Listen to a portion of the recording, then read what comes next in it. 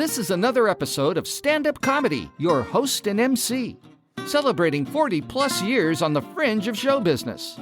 Stories, interviews, and comedy sets from the famous and not so famous. Here's your host and MC, Scott Edwards. Ladies and gentlemen, welcome back to the show. We have another fun episode for you. In fact, a really terrific interview where we can all learn something. We have a couple young people that started off as stand-up comics, and they've combined their talents to open up the Golden Artist Entertainment Agency. I've checked it out. It's pretty amazing. They manage and handle as an agency lots of very talented people. But what's great is it all started with stand-up comedy. So please welcome to the show, Dante and Rebekah. Thanks for having us. Wow, there are so many people in the studio. What an amazing studio audience. Thank you. Well, they're just so excited to have you on the show. So let's jump into this. Rebekah, let's start with you. How did you end up getting into stand-up comedy and when? It's something that I always really, really wanted to do. I just didn't know how to. I remember watching stand-up comedy really on Comedy Central Premium Blend from the time I was like 7 years old. And I moved out to LA when I was 17 and started working in comedy movies. And I had done improv, but I always wanted to do comedy, and I had gotten up at the Comedy Store. And pause there. And this is actually how we met. And this is actually how we met. So yeah. So continue. So what happened? So I called a bunch of comedy clubs, the main clubs in LA, and I was like, I want to take a stand-up comedy class. And this guy, no one answered the improv, no one answered the Laugh Factory. And so I called the Comedy Store, and this guy answered, and he was like, listen, I'm supposed to tell you to take so-and-so's classes here at the Comedy Store, but the best in the world is actually Dante. He's a teacher. You should call him. And so I did, and the rest is history. Yep. We fell in love It sounds like somebody was sleeping with the teacher to get good grades. I knew it. So, Rebekah, you were what age were you when you kind of started in stand-up? I was 23. 23. Yeah. I was 23 when we started. So, yeah. We'll get to Dante in just a second, but Rebekah, tell us, what was your genre of comedy, or do you remember any of your first jokes or bits? No, I'm sure they were awful. No, I was just the desperate thing of trying to get laughs any way possible, which lots of new comics do. I think not all new comics, but most new comics are atrocious, myself included. So it took me a while to figure things out. But yeah, I just kept doing it. And like anything else, the more you do something, the better you're going to get at it. So yeah, so I just kept doing it, and I was lucky that I had Dante helping me. I really couldn't ask for a better mentor and partner in all of this. Well, it sounds like many comics and entertainers we know, it takes a while to find your comedy voice. I was just, there's improv, there's observational, there's prop, there's so many different kinds of comedy, and it's especially difficult for women, I think. That may sound sexist, but I've been in the business 40 years, and I know you are 100% correct. Yeah, I know it's tougher for women. So my hat's off to you, Rebekah, for slugging it through and getting to the professional level you did. So Dante, it sounds like you're kind of the crucible where all this comedy came from. When and how did you get started? I started in San Diego when I started when I was 7 in a town called China Lake. It's a Navy base near a town called Ridgecrest. And I had decided, because my dad was in charge of the USO shows, and one of the days he said, hey, we have an improv group coming through. And I had already been a fan of stand-up, but when I saw people do improv in front of me, it was like seeing a stand-up. And I realized, oh my gosh, I could do that at my school. I could write some jokes now. What am I waiting for? And I did it at my school, and it went great. And I did it at my yard for nickels, I think. And then my parents moved me to San Diego, and when I was about, I guess, 15, I went to the Comedy Store and did my first night there. I was part of a team called Dante and the Wolf. I found a kid at my high school who was brave enough to do it with me for a couple years. And then I went off on my own. But yeah, that's how I got started. So Mitzi might have been a bit of a mentor. Was she, Mitzi could be very controlling of who got stage time at the store. Oh yeah, man. She was a tough lady. I'm not going to lie. Everyone was afraid of this woman. If you don't know who I'm talking about, I'm talking about Pauly Shore's mom. Mitzi Shore owned the Comedy Stores. And by stores, most people only know the Los Angeles one. But I started in La Jolla at the San Diego one. And then she had one in Westwood and one in Vegas. Those are all closed now. But yeah, she talked like this. It's like she gave up on her voice a long time ago. Well, I was just going to say, I got my start. I was introduced to the store in Westwood. My father, who has a great sense of humor, said, "You got to go check this out. This stand-up comic, it's amazing." And I went to the Westwood store. I was on, my audience has heard this a lot, but I was on vacation with my then girlfriend, soon to be wife, soon to be ex-wife. And we saw Dave Coulier, Sandra Bernhardt, and George Wallace, along with others. And I was so enthralled by the entertainment that I stayed late, talked to the manager, talked to the comics, and on the 6-hour drive back, decided I was going to be a comedy club owner. And I worked many, many times with Mitzi. She set up showcases for me at the store, and I did the same with Bud over at the Improv. And so I got a chance to interact with my peers in the business, but they really were the gods. Oh yeah, of course. That's the mom and dad, and dad of comedy. Yeah, and they fought like a divorcee couple. They did. They did until they realized that every comic that was famous was playing at both and wasn't going to take no for an answer, and that's when they couldn't tell the rest of us no anymore. Oh, that's interesting. I know that there had a meeting of the minds after the strike and everything, and I didn't know if there was an actual, it just kind of faded away, or if they actually met and kind of shook hands over it all. I remember when I moved to LA in 91, I was told you can't play the Improv if you play the Comedy Store. So I just stuck to the Comedy Store. But then over time, you would hear someone go, "Hey man, I was just at the Improv," and they knew that I had a spot at the Comedy Store, and now I'm here. And she knew. I told her I was coming late from the Improv, and there was no like one day that it all happened or a peace treaty signed. It just that's what I thought. It just kind of happened. Yeah. Well, they Mitzi had a great set of rooms. Rebekah, I'm assuming you started in the belly room. You know, I didn't really start. I'm not a regular at the Comedy Store. Sadly, by the time I started doing comedy, the Comedy Store wasn't really what it once was, or what it is now. What it is now, but it's not like they're developing talent right now. You know what I mean? Like, they don't do that anymore, really. It's more just like they put up they're a business. They need to put whoever the most famous comics are on their shows every night. So I honestly have only performed at the Comedy Store a few times in my whole career, just like on shows, because becoming like a quote unquote regular or paid regular now at the Comedy Store is like, again, I'm not even sure it's something they do on a yearly basis anymore. Well, I don't know. I thought being Dante, it sounded like it was kind of your home-based club.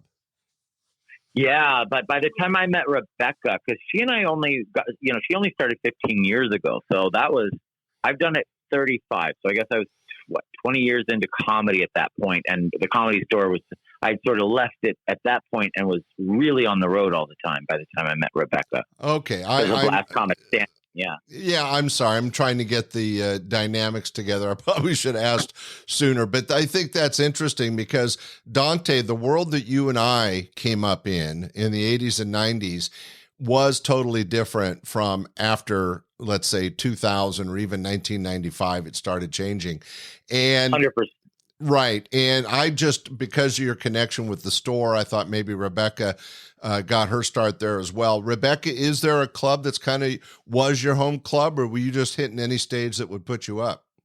Yeah, I'm just hitting I just have always been hitting any stage. I wouldn't say there's a club in LA that I call my home club, really. I just do shows whenever people put me up there. You know what I mean? But we also have produced our own rooms here, so she kind of has always had her own rooms to develop in. Yeah, well, some people think I opened a comedy club just so I could get stage time.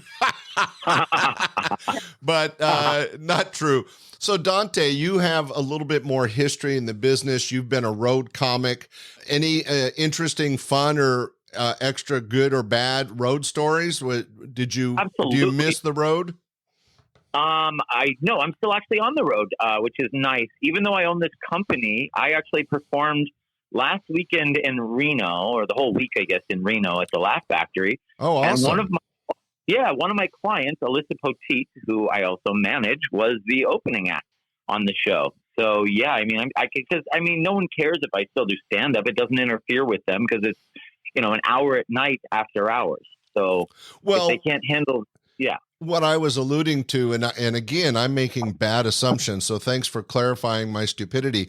But, normally when you are a road comic, which is a really tough lifestyle, I mean, there's a lot of rewards in doing it, but there's a lot of challenges that somebody that's, let's say, matured past 30 or 40 and is open this amazing agency called Golden Artist, that possibly you had left your comedy career behind, but it sounds like, much like Jerry Seinfeld and Jay Leno, you still have that itch.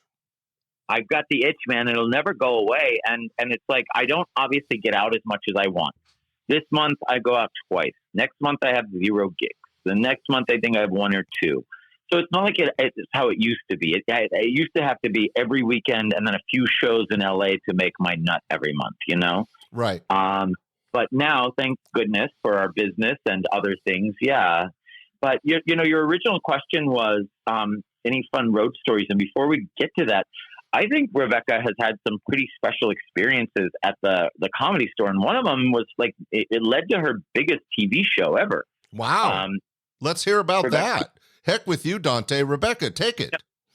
Tell them about when you auditioned at the Comedy Store for our old management company and what it led to and how you called me and all that. Yeah, so I had done this, I don't know, like an showcase, at the Comedy Store, and I had a horrible set, awful set, right? Like totally bombed. And I was like, oh, well, that didn't go as well as I thought it would. And so I was leaving after feeling very defeated. And this guy chased me out. And he was like, hey, I just want you to know, I thought you were so funny. I loved your set. And I was just like, oh, whatever. Some guy trying to pick me up. And so I ignored him. And then 9 months later, we get a call from someone saying, I saw Rebekah at the Comedy Store 9 months ago. And I loved her. And I want to have her host the AVN Awards on Showtime. And I was like, wow, that is so crazy that one of my worst sets I'd ever had at a big club in LA led to one of my biggest comedy TV gigs. And she didn't have a bad set. What it was at an agency showcase. It was a bad set. Well, it's not just that, but most people, what they don't realize is at an agency showcase, most agents don't laugh at the comedians, and everyone is going clean, and Rebekah went dirty. Even Lunel went pretty clean in front of her. Yeah. Yeah. So, but yeah, I mean, it just shows you that you never know in LA who's watching. Right. And then you were on AVN to 40 million viewers. Right.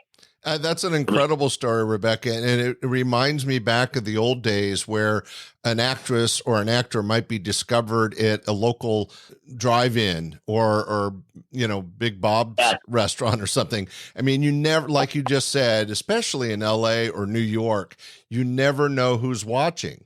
Right. You obviously, yeah, you really don't, because everyone is in the industry. And it turns out that guy's the head of Showtime. He's one of the heads of Showtime. And it's he saw her randomly. And then, you know what else is crazy?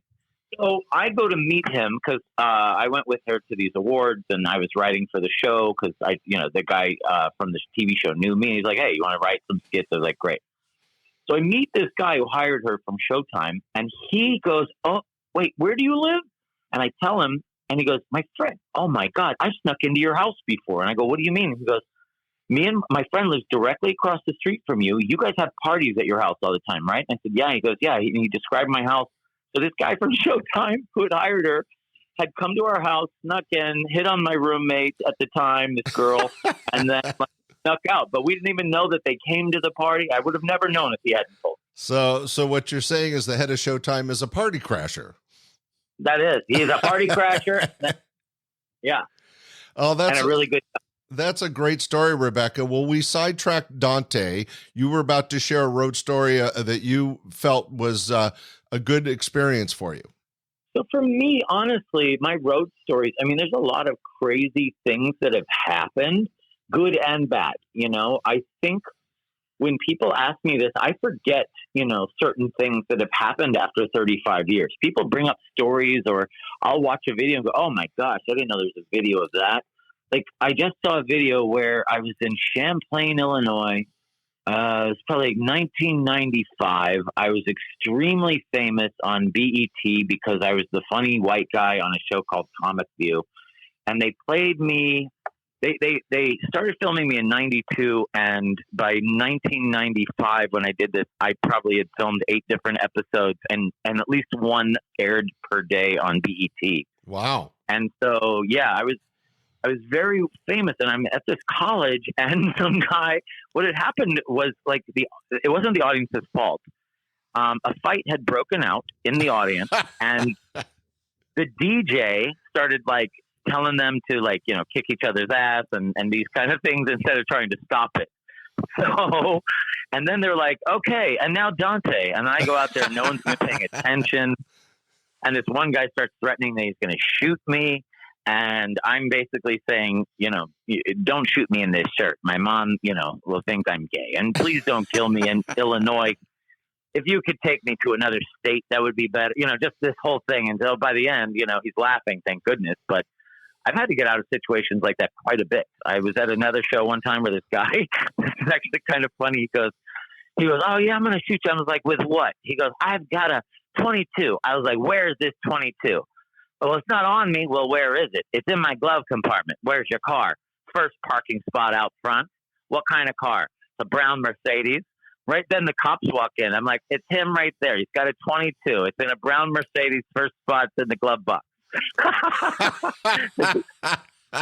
Well, it just goes to prove what we've shared many times on this podcast, in that one of the challenges of being a road warrior comic is you just never really know what you're going to run into. I was joking earlier with another entertainer about how you'll get these gigs, and sometimes high-paying gigs, and you show up and it's a restaurant, and stand in the corner. There's no platform, there's no lights, no sound. They go, okay, be funny. And it's like, what? It just right. It sounds like a bad corporate gig. Right. And I've had a couple comics talk about people charging the stage. You just never know. But as a producer and an owner of a chain of comedy clubs, we had our unique moments, but we were pretty. We manhandled the audience a little bit. We made sure that they were there for comedy. We got them in and out in less than 2 hours, so we had less drunks. But all these things kind of roll into what it's like to be a road comic. Rebekah, you had that great moment. I'm sure you've had a few challenging times on the road. Yeah, of course. So many challenging times on the road. Like, how about your first time we were at some big club in Texas and you were told you could say whatever you wanted? Right. And then, I have had like horror stories after horror stories of just like dealing with like sexism and people just hating me. And, an LA audience is different than an audience. Oh, right. In the rest. Yeah. A lot of people don't realize that's so true.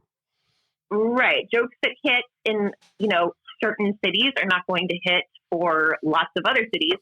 So yeah, there was a huge learning curve. And I think most people just quit because they're like, fuck this. I can't handle bombing all the time. You know what I mean? But her story is always going to be different than mine because she's a woman, and it's so much harder for women because they are treated differently. Yeah. Yeah, of course. And I dealt with so much shit, and I had my husband with me most of the time. I can't imagine being a woman alone on the road having to deal with all of this. It's a lot. So, that's part of the reason why you don't see a lot of female comics on the road, not because there aren't a lot of hysterical women, but a lot of women are just like, fuck this. I don't need to be constantly, sorry. Yeah. I'm so sorry. No, it's supposed to be a kind of a modern society where we're, respectful of everyone's feelings. And yet for female comics, and you don't find this so much. It happens with actresses and female musicians, but I think it's worse for female comics. It's like, oh, there's new meat in the room. And it's like, well, that is so wrong and so displaced when there's so much talent that could be out there. Thank God we had Joan Rivers and people like her kind of open the doors for women on stage and comedy. But in the 40 years I've been involved in the business, I've always respected the women that had, excuse the term, the balls to get on stage and deal with that, and yet still write material, try to be funny, and engage with an audience. So again, great job for getting through that, and my hat's off to all the women in comedy. Well, thank you. I appreciate it, and I wish more comics, club owners felt the same way. What happened in Texas, real quick? Maybe she doesn't want to talk about it, but I don't mind. There was a club owner that kept saying, "What about your wife? I think isn't she famous in some movies? Won't people come see her too?" I was like, "Sure, but she's newer." I said, "She's only got like 10 minutes." He's like, "That's all she needs." Blah blah blah. So she's hosting the show. There's a feature and me. And so after she gets off the stage, she had a great set. And before she went up, she said, "Is there anything I can't say?" And he says, "No, just be funny. I don't care what you say. You use more expletives than that." And she went up, and I guess she told a joke about her period. And as I come back, the owner's hand is like in her face, pointing in her face. And she goes, "But you said I could say anything." And he goes, "People don't want to hear a woman talk about her period." And she goes, you're the guy on stage just told a period joke." And he goes, "Yeah, but he's a man. There's a big difference, young lady." That's what he said to her. He goes, I should send you home right now, is what he said. Well, that's just crazy that a club owner would do a 180 like that and treat her like that. I'm so sorry you went through that. So as a club owner, I was different. I was really raised and molded by comics. Bob Saget was an incredible friend of mine. Dave Coulier, George Wallace, Gary Shandling, Jerry Seinfeld. These guys taught me how to treat comics.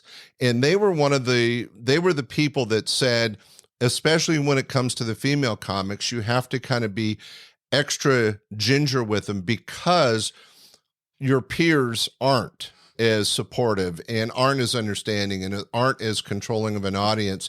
So if you're going to book female comics, please be aware of that. And I learned that. I was 24 when I opened my club. I learned that at an early age.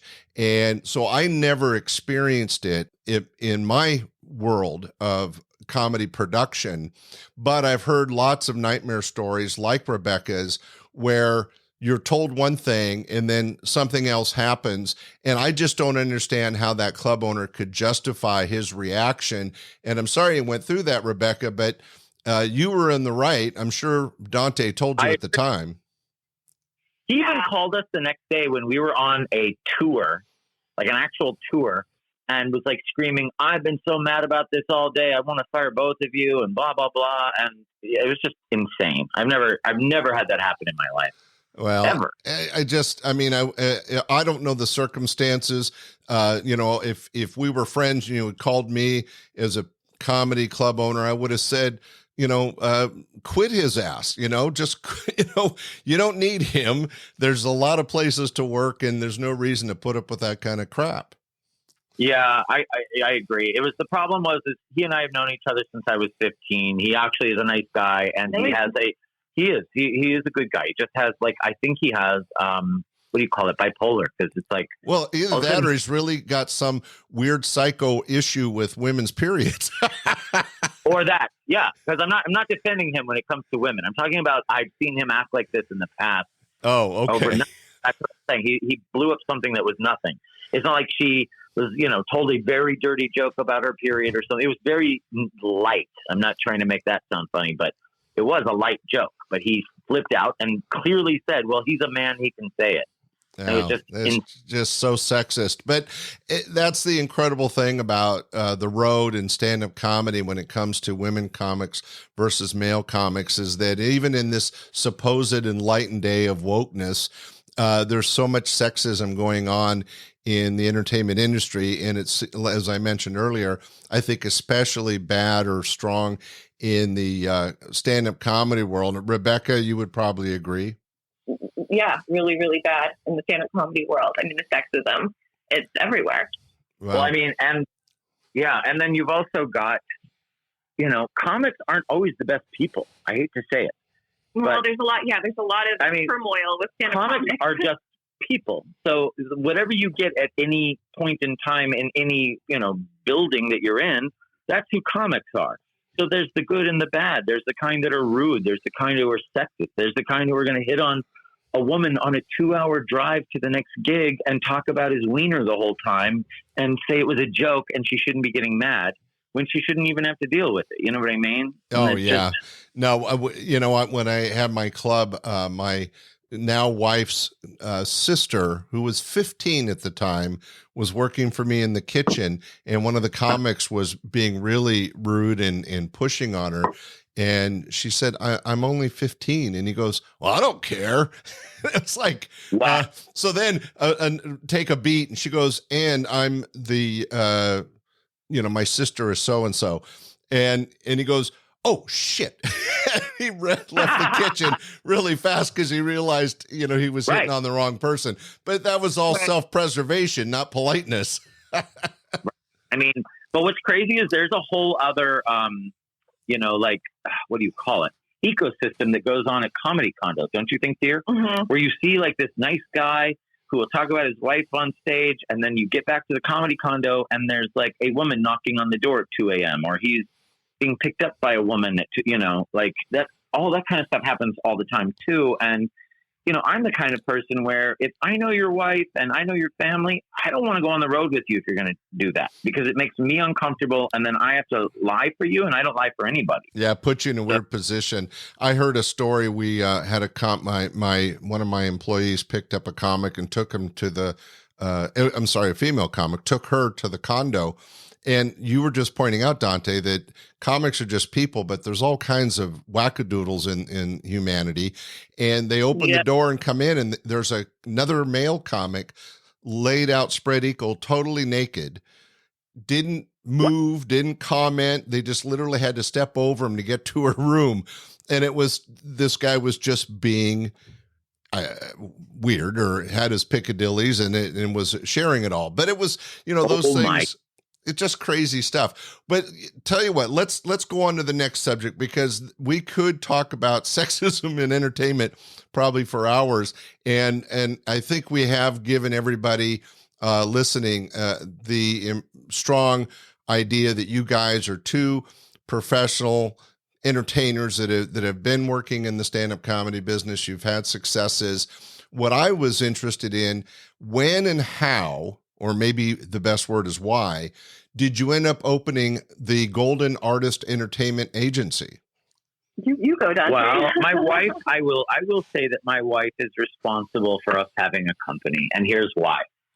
So I had been running the U.S. comedy contest and some other comedy things that were getting kind of popular, and running some L.A. rooms. And I also had a booking agency that was basically me, giving all my extra bookings to, all these other comics for commissions, or finding them work if they asked for it or whatever. And I wasn't taking it that serious. But all of these celebrities kept saying to me, Dante, I wish you were a manager. Imagine if you had 20% of what those people made that you helped out. You'd be a billionaire by now. And so finally she says, I'm starting us a company. We are going to start producing our own movies because I was directing movies at the time. She was producing them. We were both writers for Joan Rivers on Fashion Police. We just felt like we were working for everyone but ourselves. We started this company, and it's a 3-part company. So it's a production company. This year we are putting out 2 stand-up specials, an A-list documentary. We are in talks for a reality show with an A-list star, and we have a movie called House of Karma that we wrote and directed. My wife and I both directed it together. It's a horror/comedy, but it's not a comedy horror. It's a regular horror movie with some funny stuff in it. Exactly. Yeah. It's sort of like Stranger Things meets, what's that other movie? Final Destination. Yeah, like a Final Destination type movie. Well, it's really good. I have to, again, applaud Rebekah, because I'm a lifelong entrepreneur, and I'm always telling people that if you really want to succeed and you want to find your own path in life and in business, all the better to be your own boss. Yeah. And Dante, you were kind of already doing it, and Rebekah was wise enough to see that your friends were right. You should be their manager, their agent, start getting a piece of the pie. And it sounds like you've kind of ran with it, and now you're doing production, when it comes to management and the agency. I mean, it's not just comedy. You have magicians and actors and musicians. That's a big expansion on what you were doing originally, right? Buddy, it sure is. And we have so many big names now that are with us that, like we have Blair St. Clair, who's one of the biggest drag queens in the world. We have, Paul London, who's a huge WWE star, just all sorts of people that we work with. I do bookings for Perez Hilton and other people. And it's so crazy. You're right. If my wife didn't do this, we would not be in the exact same spot that we are. So I have to give her real credit for just pushing us to do it. She was like, we got to do it. It's going to cost a lot of money. And we were even broke at the time. I think we had to put everything on a credit card because at the time we had just gone on strike at Fashion Police, and we were broke. And my parents were both dying at the time, I think, of cancer. Geez, I'm so sorry. That's all right, buddy. So we were just used to putting everything on credit cards at the time and just going, look, we got to get out of this mess. Let's start a business. And thank goodness we did. We have 250 clients. We've got like 20 employees that work for us. And, like you said, isn't it nice to be your own boss? It really is. And I think we're fair and nice bosses. People always say they like working with us. And even after they quit, they'll call us forever and never stop calling. Well, I will tell anybody that's interested in opening their own business or being an entrepreneur that one of the first words you have to consider is risk. So again, it just keeps happening. Rebekah, you're the queen. Here's a little... I see the show every day. Jeez. Wow, that was a balcony that time. The balcony loves you. We are just, I'm so proud of what you've been able to put together from what Dante was doing kind of as a hobby, formulating the business and then building it up the way you have. And I want everybody to know that's listening, it may sound like it was easy, but I guarantee there's hours, days, years of hard work, stress, and planning behind the success it takes to get something like Golden Artist Entertainment. So congratulations. That is such an amazing thing. And you keep mentioning that you've really increased your pool of talent. And I just wanted to share this with the podcast audience that I've been through your list of talent, and I was excited to see people that got their start at my club. Yakov Smirnoff, Marsha Warfield, Mark Yaffe, Randy Lubis, Perry Kurtz, and I even had Jimmy Walker work for me a couple times, but I should tell you that didn't go well. Are we talking about Laughs Unlimited? Yes. Yes. Are you saying that Jimmy Walker one didn't go well? Yeah, when I first booked him, of course, everybody wanted him to, talk about the TV show and say Dynamite, right? Because that was his claim to fame in the 80s. Right. He refused. And if anybody in the audience yelled it out or asked him to do it, he got pissy. And it was like, well, Jimmy, then why the frick are you here, right? This is people come to see you because of your foundation of the TV show. Of course they want to hear you say Dynamite. Of course they want to hear you talk about the show. And he was very arrogant and nope, I'm done with that. That's my past. And the problem was, and this is just between us and the thousands of people that hear this podcast, he wasn't that funny as a stand-up at the time. Right. Because he had not been working as a stand-up. He'd been an actor. Can I make this story a happy ending? Sure. So I had the same problem, except that I grew up where he was a big deal in my life. I was a child of the 70s where I laid on the red shag carpet and couldn't wait to learn a lesson from watching Good Times. Oh, good. And so when I finally got to work with him in La Jolla at the Comedy Store, I was not only the opening act, but I also played Good Times for him to come up to, thinking, how great, right? Well, he said, who put that song on? And I said, I did. And he yells at me. I'm not JJ. My name's Jimmy, right? He's yelling at me. Let's cut to 15 years, 20 years later. I get a call 20 years ago, whenever, I don't know when this was. And someone says, I've got you and Jimmy Walker doing a 2-week tour of a bunch of little towns throughout Northern California, including some corporate gigs. I guess it was like December or something. And I said, oh my God, there's either going to be me or a TV star dead on the side of the road at the end of his tour. Yep. And so we get in the car and I said, hey, I don't know if I remember you. I want to tell you something. He goes, I want to tell you. He goes, I'm different. And I said, what do you mean? He goes, my merchandise all says Dynamite, blah. I said, what happened? He goes, listen, I was an asshole. A female comic said to me, if you start selling it, you'll make a shit ton of money instead of just picking on it and saying it's not you. And he goes, the minute I started selling it and doing it, she was right. Now I make tons of money from it. He's a much happier guy. I fell in love with him on the tour. It's very rare for me to go on tour with someone who's done it much longer than me, if that makes sense, So for me to have a guy who'd done it for 45 years, back when I had done it for 20, I was just so impressed by the stories. And I fell in love with the man. And then later I become his booking agent. And I was talking to my therapist. And she goes, why do you think you're so interested in right and wrong? Because my whole life, I think everyone thinks, I just want to be good. That's my thing. I don't lie to anyone. I don't want to hurt anyone. I care about right and wrong. I do civil rights activism, I care about right and wrong. And I said, I don't know. I said, I grew up watching all these sitcoms like, the What's Happening and Good Times, because they always had a good, story to tell and a good lesson. And I said, when I started, getting on BET in the 90s, Fred Rerun Barry from What's Happening was my opening act, and I now book Jimmy Walker. And she goes, well, it turns out, I think you found your parents. You look at the 50s TV, the 70s TV shows. Yeah, she goes, you must have been raised by that television set. And I was like, I was. My parents were always gone.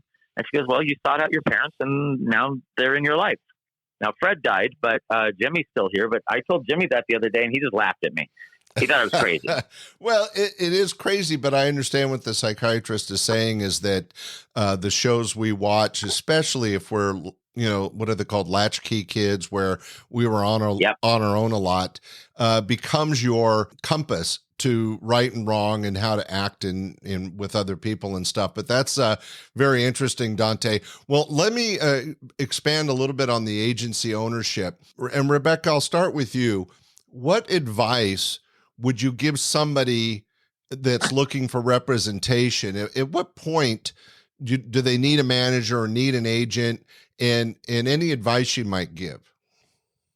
That's a great question. I mean, look, everyone who's a performer wants an agent or manager, and everyone's trying to get an agent or manager. So, but a lot of people are at a place where they don't even really need them. I would say if you're at a place, just talking about stand-up comedy, if you're at a place where you're consistently working every week of the year and you have headliners attaching themselves to you, bringing you out to feature for them, that would be a good time to start looking for an agent or manager somewhere to help you with that sort of thing. But we get so many emails of people wanting us to represent them, and a lot of them don't have any credits, and they've only been doing comedy 1 year. And it's like, you're probably not ready for representation at that point. You need to be a desirable commodity in the industry before you start reaching out to managers or agents, or else they're just going to completely ignore you, unfortunately.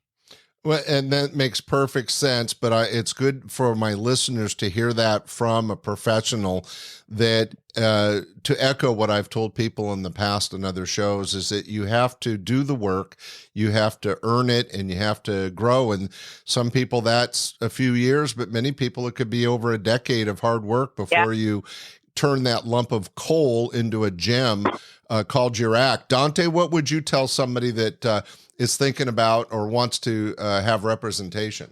I am so glad I'm on the other side of this now, because I get everything. I used to think, well, people don't book me because I must have pissed off someone in this industry, and they all talk. Unless you're, a real pain in the ass that everyone knows about, no one's talking about anyone. You know what I mean? Everyone's just working. That's true. Right. True. No one's sitting around, unless you've destroyed a comedy club or done something horrible on TV, something. Other than that, I think it's about viability. I think a lot of things that people forget is And I used to teach classes for money, but now that we own this business legally, I can't teach anymore because we get something called the breakdowns, which are all of the big auditions. But at my classes, the thing I always would tell people is give yourself value. And what I mean by that is, if you ask comics, what does a club want? And they'll say, they want you to be the funniest one there. And I'll go, no, that might be third. They want you to put asses in seats and help them sell drinks. And then if you're funny on top of that, that's a bonus. Like, the club wants you to be funny so that they aren't putting out a bad product. But that's like, you don't get an extra cookie for being funny. You're supposed to be, Right. But if you can bring people in, that's right. the key. And then, of course, selling drinks, there's two sides to that. But I think that's great advice because as a club owner, obviously I paid the big bucks for the people that had names that could draw, as you said, put butts in the seats. It was, obviously I expected them to be funny or I wouldn't have them on my stage.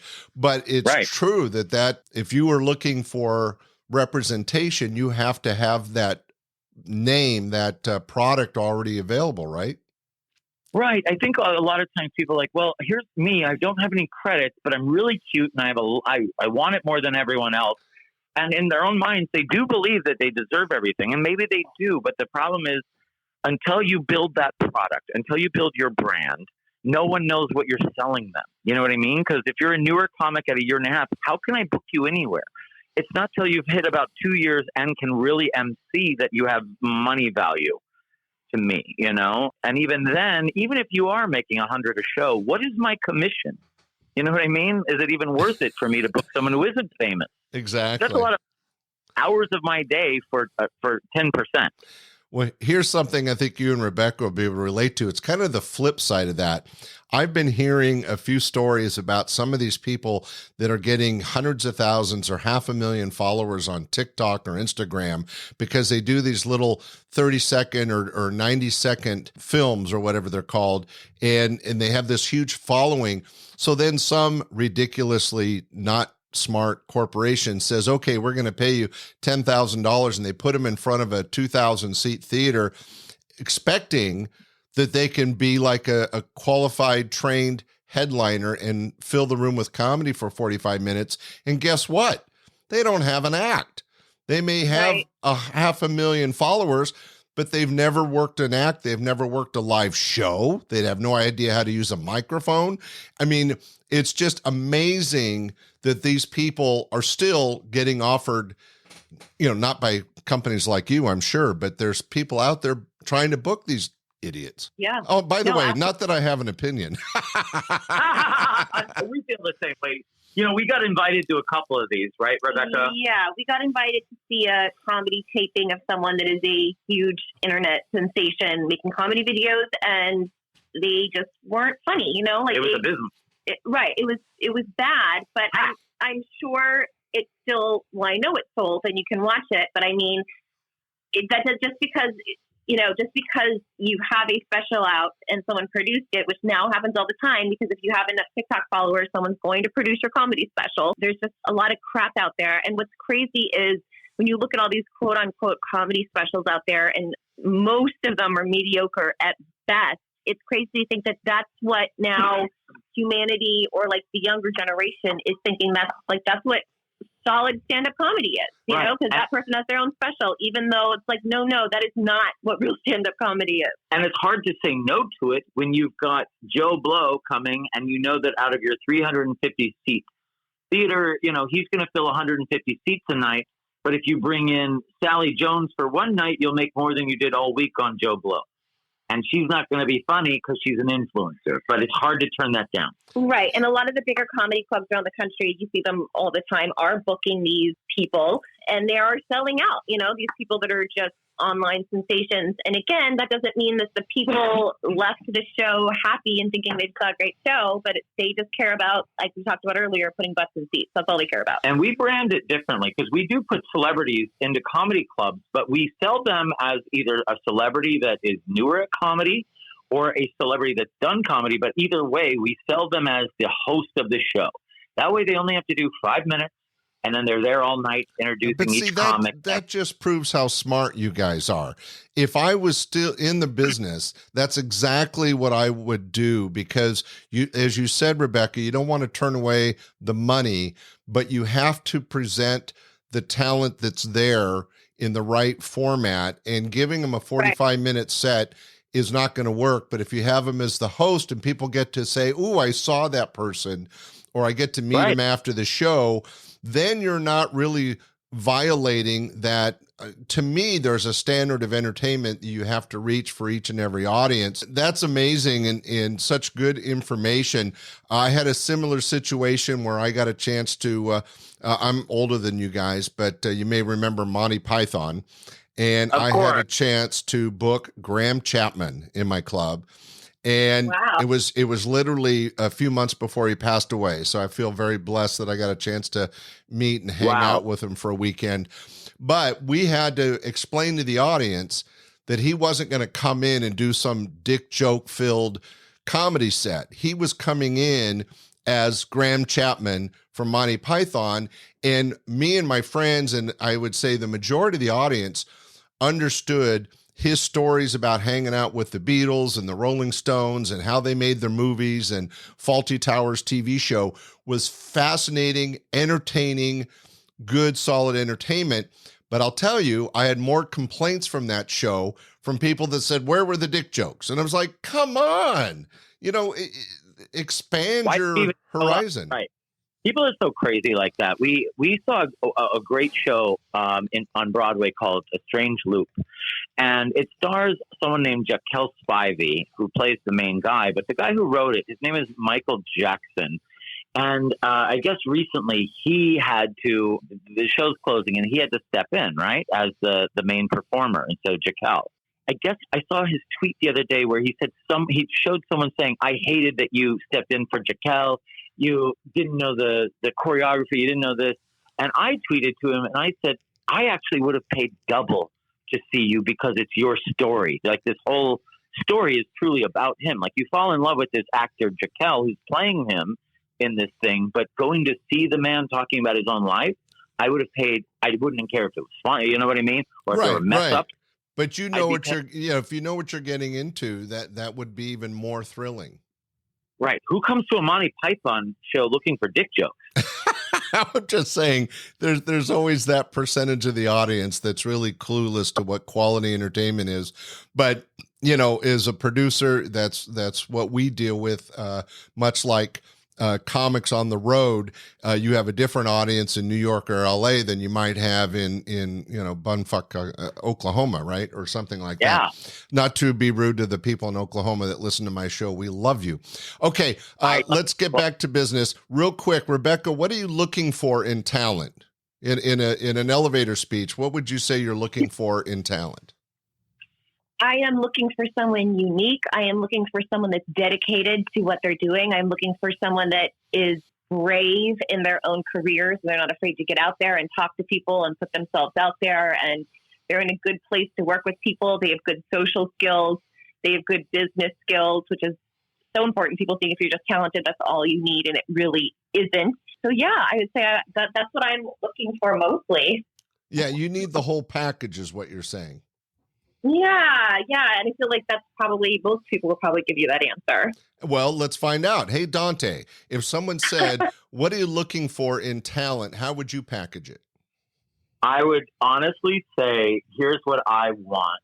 And Rebekah, by the way, just so you know, she's in charge of the production side. I'm in charge of the agency and the management side. So her opinion, I was very interested to hear, because that is, everything she said is correct. So I'm not saying that I don't agree. I completely agree. But for me, I think what stands out the most after having disappointments and dealing with so many talents for so many years and losing big clients and gaining, you know what I mean? Like, you just learn so many lessons. And I would have to say that a good networker, a good self-promoter, a good, someone who's just good at handling themselves is the easiest client. Because I have a client right now. Her name is Rachel Riley. She's one of the biggest reality TV stars. She's won like Big Brother and Survivor and all these shows, right? And she's on a couple shows right now, Heroes versus Villains or whatever it is. I don't know what it is, but she's on these shows. She's on a million shows. But what I love about her is if she sends me something before Christmas saying after the holidays, I need an agent, let's cut to a month later and life has happened. She hit me up today knowing that it was the first real day for me back at work because we've been directing and doing other stuff saying, I need that agent. Well, within an hour, I got her an agent. But that's the kind of client I like because they keep up with their own career. Mm-hmm. They don't go, I don't know what happened. I asked them a month ago. I'm not going to ask again. Yeah, they're taking responsibility for their own future, which I think I said an important word. You have to take responsibility for your talent, your presentation, your career, that an agent and a manager are tools, but the talent themselves, I feel, have to take some responsibility for what happens. And go on about what you're saying, Dante, you have to have solid craft work. You have to be engaged in your artistic craft and really be focused and dedicated to it. And I've mentioned this a couple times. I think you have to be willing to do the work and not just to get famous or get an agent, but once that's just the launching pad. Now you really have to work to take your career where it can go. Does that sound fair? Very fair. And, and that's what I didn't even go into it, but I said it. I said networking too. And it's like, you need these guys to be out there doing all the real work, because if you are one of those guys who expects an agent, a manager, or a booking agent to get you all your gigs, you're going to be sadly mistaken. There was a new client of mine who I just signed today, and I said, by the way, this is a non-exclusive deal that you and I have. I'm just your booking agent. I'm not your manager. That's a different contract. I said, this is a handshake. I said, you should have 20 of me. I said, I have 10 booking agents and I still get myself 90% of my work with 10 booking agents, and a company that I own that has booking agents as well. I'm talking about my own separate ones from the company, and I still get 90% of my work. Well, that's great advice, Dante. Oh, thanks, buddy. Oh, wait. Thanks. I don't want you to feel left out. Thank you. Up in the cheap seat. Very nice. Hey, so I have a question for you. Sure. Okay, so I don't know what you've gone through in your career, but I'm sure you've gone to festivals or had festivals or something. Have you met a lot of other comedy club owners? Because the reason I bring this up, I would say that 80% of comics are nuts. I'd say 90% of comedy club owners are wackadoo. Oh, yeah, they get it. Well, it's kind of like the restaurant industry. People get into it for the wrong reason. I have, my great grandmother's recipe, so I'm going to open a restaurant based on this one recipe, or I just like food. And it's a business. You can't open a comedy club just because you like comedy. I recently interviewed Bob Fisher from the Ice House. And we were talking about how he was working for the Laugh Stop, and the Ice House went up for sale, and his buddy said, you should buy it. And he goes, why would the hell would I want to own a comedy club? I've been managing a Laugh Stop.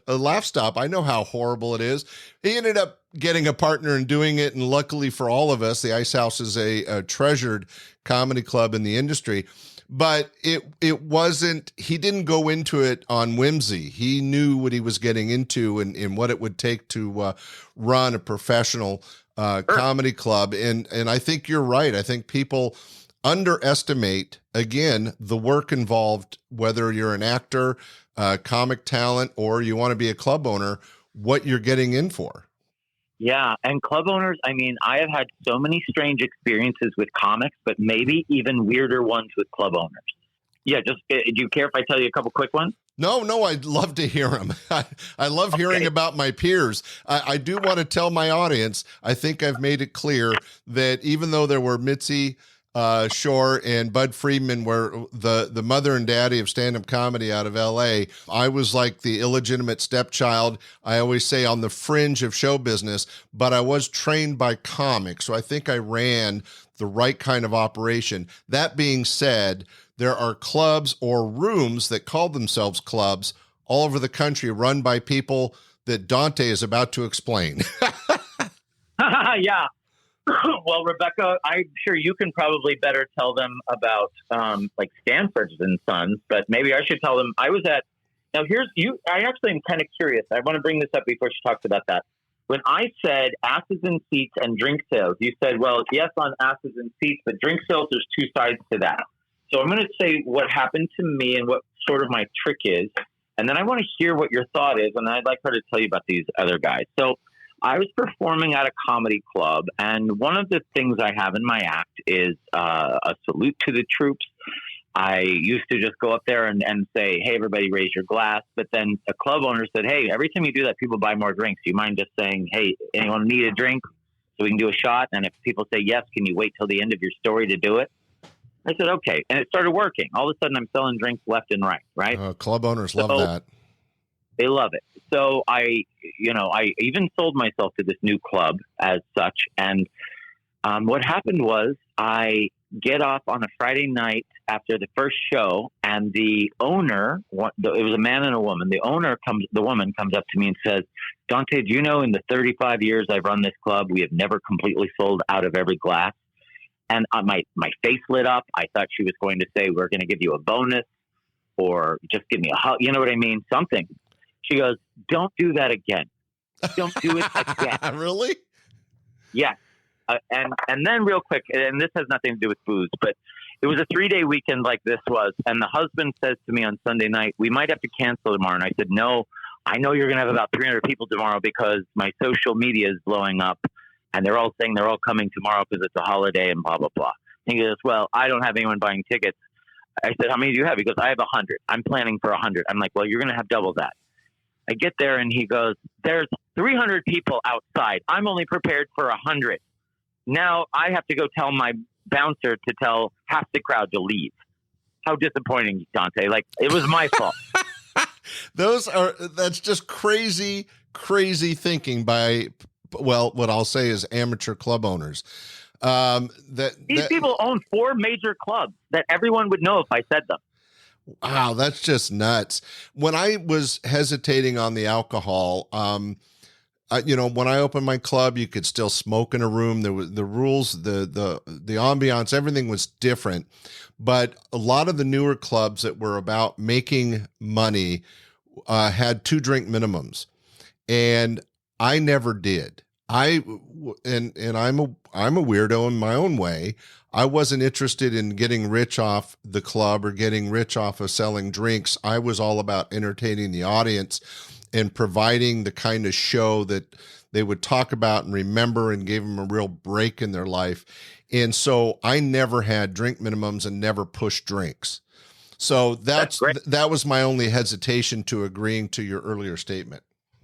And guess what? I've never heard of a club do that. As a matter of fact, the clubs I'm describing are the only clubs that I've ever been to that I've had a few places say, look, you get your first, your sodas are free. You get this, first meal's free, all that.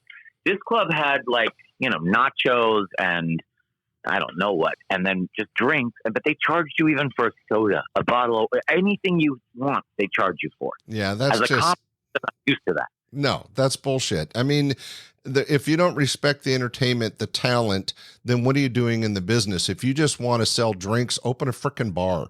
Right. Don't open a comedy club. Well, I've taken up a lot of your time, but I have to bring up one last thing because it's very important to me. If Rebecca, Dante, you okay with that? Yes, but I also want her to tell you real quick about that other club owner, if you have a moment. No, go ahead. Let's hear it, Rebecca. So they were called Stanford and Sons, and the Sons took their club away from Stanford. And here's basically, they were all 3 drug addicts and in prison, right? They all got out of prison. Right, they're all in prison. They're all heroin junkies or coke addicts, and they were in a club, and they were, obviously, it was a total serving circus. It was as crazy as you could imagine a club who was run by heroin addicts to be.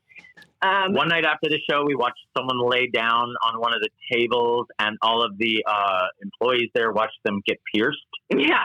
It was totally nuts. And so someone told us that they were always blowing all their money on drugs and then wouldn't have enough money to pay the comics at the end of the weekend. And someone said that one weekend that they were performing there, one of the guys, Jack, came back from the walk-in freezer holding this big bag of Sam's Club chicken wings. chicken nuggets and was like, I can't give you cash, but I can give you this bag of chicken wings. So it's like worth $50. Yeah, that's what he told the MC instead of paying him. Oh, Yeah. geez. Yeah. Yeah. I'm going to charge you for your drinks, but instead of paying you, here's a bag of chicken nuggets. That's just so crazy. Yeah, that was a crazy club, and all each one had his own voice. They all, most comics who went there could do their voices. They all kind of talk like that. Hey, everybody, we got a great show. Yeah. I think, Dante, you kind of expressed it earlier that a lot of people think they should be comics that really shouldn't be. And there's a lot of people that own comedy clubs that really shouldn't be. I got to wrap that one up, though, man. The sad part is within 3 years, they all died. They all died. I know. Oh, say no to drugs. That's the message. Yep, don't do drugs, everybody. They all died from drug-related things, each one of them. You know what? Color me not surprised. Right. Right, I know. Maybe rest in peace. Right, rest in peace. One was heroin, right? One was a heart attack from cocaine, or two from heroin, maybe. Right. Well, yeah. I got to tell you, you guys know how to bring up the end of the show on a real high point. Hey, buddy. Yeah. Okay. So let me get to my final topic because I find it very interesting. So back in the day, I opened my club in 1980. As you guys, Dante especially knows, comedy had this kind of rock and roll wave. By 1984, 85, 86, there was comedy shows on TV. There were, all the discos in the country became comedy clubs. When I opened my club, it was the 12th full-time comedy club in the entire U.S. And you fast forward 5 years later, and it's like Starbucks. They're on every corner, right? Everybody wanted to get in on comedy. So yep, the late 80s were incredible like that. Yeah, so everybody wanted to be a comic, but really didn't know what they're doing. So to find good talent amongst all the bad talent, I created the Northern California Comedy Competition and ran it for several years, and the prizes included work at my chain of clubs. I had 3 clubs. So it was pretty prestigious for Northern California. Dante, you have worked on and Rebekah on the U.S. Comedy Contest, the Worldwide Comedy Contest, and the Portland Comedy Festival. Where did you feel like that was a good way to go? Because a comedy competition like that or festival really is a different beast from being an agency owner or being a comic or even being a club owner. You got that right. You know what had happened? I had known of yours. I knew of that Bay Area Black comedy competition. And then I had been in some comedy contests when I was a younger comic in the 90s, but none of them were that famous. The only one that they had was at a comedy club in the Valley, and it was called like the Funniest Comic in the Valley contest, right? So I just thought, let's make it Funniest Comic in Los Angeles. That's how it started. And then as it started growing, I realized people were like, oh, I flew in yesterday for this. And I was like, flying in? So we decided to call it the U.S. Comedy Contest. But it's been a very, very, very successful contest. And we're actually having the final show January 22nd, Sunday, at the Comedy Chateau in North Hollywood. Oh, that's awesome. Yeah, so that's 19 years, so we'll crown the winners. I know. That's a long time for a run. Yeah, man. You know who won our first one? Very first winner. And we do it very fair. I want to say that, too. I had a comedy club owner say to me, you know what you need to do? You need to tell all of them it's a bringer. If they can't have their 10 people there, they don't get to perform. And I said, hey, man, I just can't. It's a actual contest. Yeah, it's an actual contest. If no one's there but these judges, at least the judges will keep it fair, And so that's the way it's been. It's always been. We have real judges. I get about 20 judges. And they're all, either well-known headliners or, I've had famous, wrestlers and, just celebrities, right? Tons and tons of celebrities show up. Like Kato Kalin likes to be a judge at these and, different people. And, but like Anthony Jeselnik won 1 year, Sam Comroe, who got very famous on America's Got Talent, he won. Tony Baker, who is becoming a pretty big star right now, and a bunch of other people, and a lot of people who are huge now, like Whitney Cummings, competed and never won. But even at the time, she could have. Maybe she came in second. Maybe, I don't even know. I don't remember. But it's just interesting to see the progression of people who win, don't win. Like, I have a guy who was on a reality TV show, and he was saying, he was sad he's not on. I'm like, but you never know why you get kicked off, because, it's fate. Like, when I got kicked off last Comic Standing, I was depressed. And that's really the time I met Rebekah. And I realized if I won, there's a tour you go on for a year. I would have never been able to meet Rebekah. And it's the best part of my life. That was kismet. There was a plan. Kismet. It was, yeah. Well, my very first one, is so funny because I can't tell you who won it right off the top of my head, but the second place winner coming in second was Dana Carvey. So, like you said, you never know, because as Rebekah pointed out earlier, every set is different. Every audience is different. Every set of judges is different. And much unlike a comedy club where the audiences are, generally consistent, and the MC, hopefully, if he's doing his job, there's some consistency. When you get to a comedy competition, there's no guarantee who's going to be before you, after you, who the judges are, and what the audience is going to be like. So I've always felt that a comedy competition is really the strongest crucible, to use the term, to show if you've got talent or not, if you've got what it takes. If you can even come in the top 10 in some of these comedy competitions, you're probably better than a lot of the hacks that are already, out there doing opening spots or maybe even feature spots. 100%. Yeah, you are such a smart guy, because you're so right. Like, I would rather pick comedians from a comedy contest than just go see an open mic or something like that. And the people that really stand out to me are the type of people that win, because they know what they're doing. And I can tell people 1,000 times how to win and what to do, and they still don't listen. Like, if you just go in and you do your very, very best, the best of the best, and don't change it, and add something funny the minute you walk up there that may have happened in the room, or the last comic said, that you can tag onto so they think you're brilliant the minute you walk up, and end on your killer best joke ever. That's how you win. But most people today, that's how people used to be in my contest. I hate to say it. So many people got trained differently in the past 10 years. I don't know if they took classes. I don't know if COVID affected it. But comics, the ones that are still like that are the ones that win. Those are the ones that stand out. The ones that come in and they're like, I wanted to try something different because I saw some of the judges were the same. I'm like, okay, but the guy who's after you is going to do the same material and win. Yeah. No, and that's such a great advice for anybody listening that's interested in show business. If you run into a contest, get it, because first off, one of my rule number one, stage time. You want to get up anywhere and everywhere you can. But I not only judged, I didn't judge all of my shows. I usually brought in, like you said, celebrity judges or people that knew comedy, but I've been a judge on several comedy competitions. And you're absolutely correct. You want to go with the material, as we alluded to earlier, that lump of coal that you formed through time and experimentation into a gem. That's what you want to present, because there's no second chances in a comedy competition. If you blow it up on your first time on stage because you're trying to improv or try something new, you're not going to make it to the next level, right? Most of these shows aren't like one and done. They're like, you have to win a certain level to get to the next level, to get to the next level, to get to the finals. And you can't dick around. You want to hit those high notes the best you can. If you happen to get the same judges, well, if they laugh the first time, they're probably going to laugh the second time. Maybe not as hard, but they'll remember it was funny. You got that right. The best advice I got when I had auditioned, I think, for Last Comic Standing twice.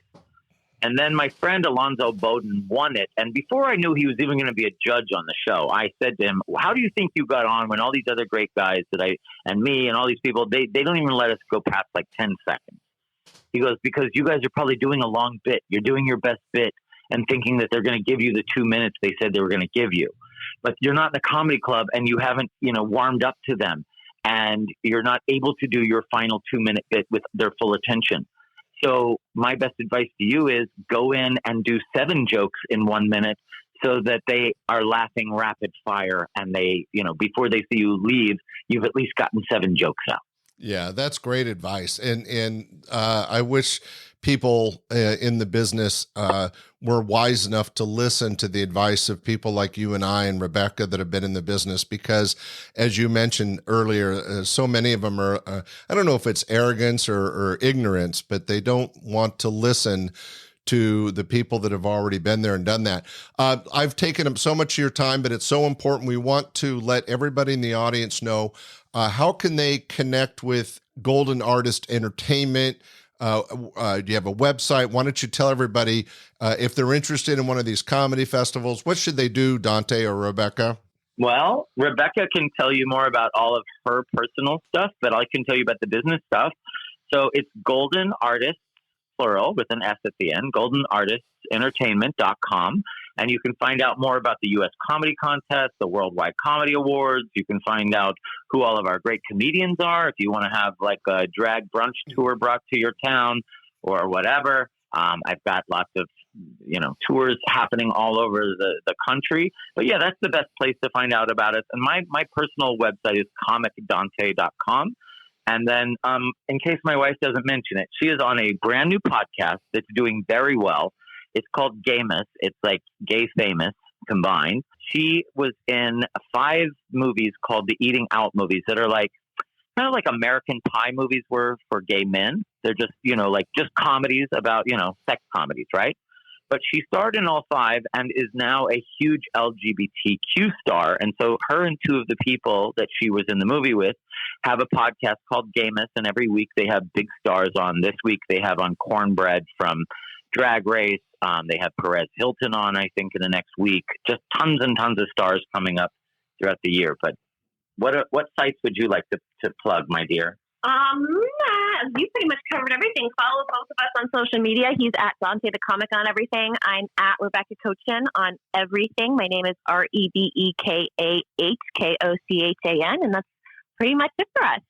Well, ladies and gentlemen, don't miss out. Check out Golden Artist, plural, goldenartistentertainment.com. And if you get a chance, look for Gamus on your podcast platform and listen to Rebekah and those funny people as they share their stories about being Gamus. Yeah. Thank you so much for being on the show. Dante, Rebekah, you've been very educational. You've been very entertaining, and it's just been an honor having you on my podcast. Thank you so much for having us, and I look forward to meeting you in person someday. I'm sure our paths will cross. Did Dante lose us? He's shouting, "Thank you so much." he's in the back room. All right. Sorry, I could pee by the time that it didn't happen. I was still peeing. But thank you so much. No, it's been great having you guys on. Ladies and gentlemen, thanks for listening to the podcast. As I mentioned just a second ago, check out goldenartistentertainment.com. Look for the podcast Gamus out there, and Rebekah and Dante are out there to help you manage, or as an agency, help you with your career. Thank you, guys. Thanks, buddy. Thanks for doing this. How nice of you for doing this. And I look forward to listening to your episodes, especially when we're on the road. Great. Ladies and gentlemen, thanks for joining us. Stay tuned. Next week, we'll have another great show. Bye. We hope you enjoyed this episode of Stand-Up Comedy, your host and MC. For information on the show, merchandise, and our sponsors, or to send comments to Scott, visit our website at www.standupyourhostandmc.com. Look for more episodes soon and enjoy the world of stand-up comedy. Visit a comedy showroom near you.